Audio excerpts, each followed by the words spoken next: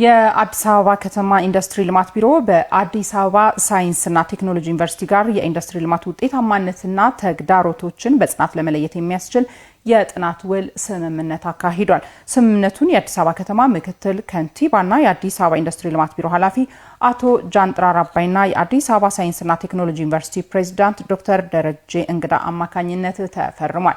ስምምነቱን ፊርማ የተከታተለ የሚገኘው ባልደረባችን ታምሩ ደምሴ ተጨማሪ መረጃ ሊያጋራን በቀጥታ መስመራችን ላይ ይገኛል። ታምሩ በድጋሚ እንደምን ቆየህን? በአጠቃላይ በስምምነቱ ምን ጉዳዮች ተካተቱ የሚሉትን መረጃዎች ብታጋራ።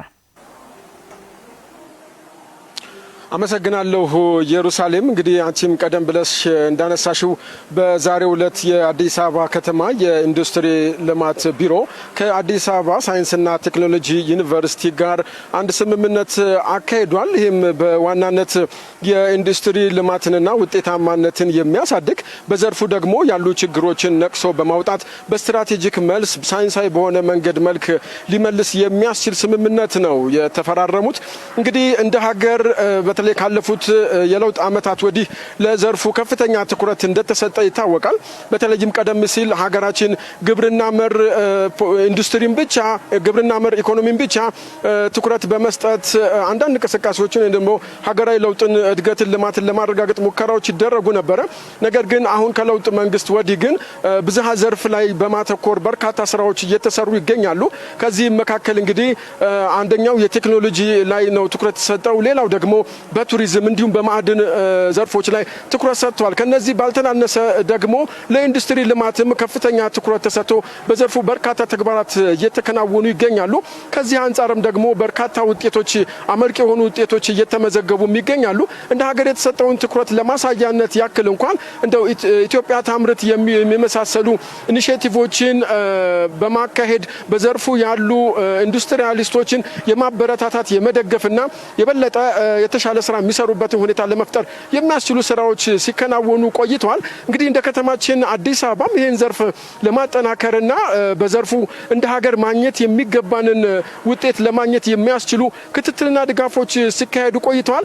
እንግዲህ ይህንን ክትትልና ድጋፍ የበለጠ ለማሻሻል ከዘርፉ የሚገኙ ውጤቶችን የበለጠ አመርቂ ለማድረግና በሳይንሳዊ ጥናቶች ለማስደገፍ የሚያስችል ደግሞ ስምምነት በዛሬው ዕለት በአዲስ አበባ ከተማ የኢንዱስትሪ ልማት ቢሮና በአዲስ አበባ ሳይንስና ቴክኖሎጂ ዩኒቨርሲቲ መካከል ተፈርሟል። እንግዲህ ይህንን የፊርማ ስነ ስርዓት ኢየሩስ የአዲስ አበባ ከተማ ምክትል ከንቲባና የኢንዱስትሪ ልማት ቢሮ ኃላፊ አቶ ጃንጥራር አባይና እንዲሁም የአዲስ አበባ ሳይንስና ቴክኖሎጂ ዩኒቨርሲቲ ፕሬዝዳንት ዶክተር ደረጀ እንግዳ በተገኙበት የተካሄደ የፊርማ ስነ ስርዓት ነው ማለት ነው።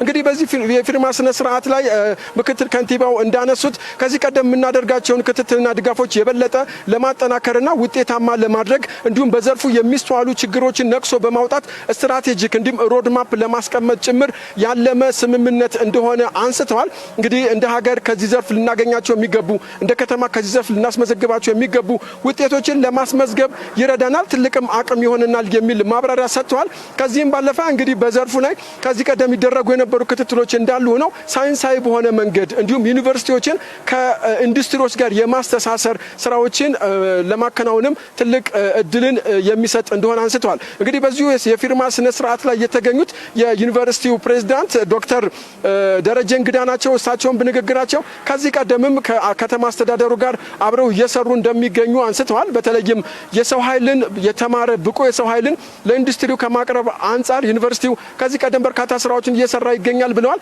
ከዚህም ባለፈ ደግሞ ይህን መሰሉ ስራዎች ደግሞ አብረው ተጠናክረው እንዲሄዱ ያስችላል፣ የተሻለ ሀገራዊ ስኬትን ብልጽግናን ለማረጋገጥ በር ይከፍታል የሚል ሀሳብ አንስተዋል። ከዛም ባለፈ ዛሬ በተካሄደው ስምምነት ላይ ደግሞ ተቋሙ የሚፈልገውን ውጤት ባስቀመጡት የጊዜ መርሃ ግብርና በጥራት አከናውነው ለማስረከብ ይህም ደግሞ በዘርፉ የተያዘውን እቅድ ስኬታማ ለማድረግ የበኩላችንን አስተዋጽኦ እናበረክታለን ሲሉ ተደምጠዋል።